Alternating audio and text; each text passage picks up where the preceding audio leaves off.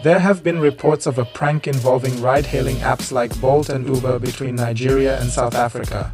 The prank reportedly started in South Africa with users booking rides in Nigeria and then cancelling them after the driver arrived.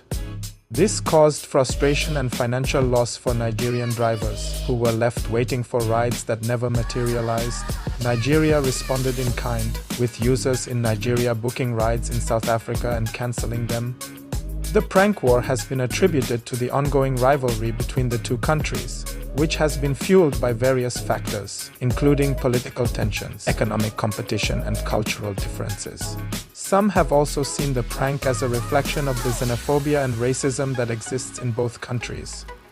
The ride-hailing companies have taken steps to address the issue, including restricting inter-country ride requests and blocking users who are involved in the prank. Despite these efforts, the prank has continued to spread, with some users even organizing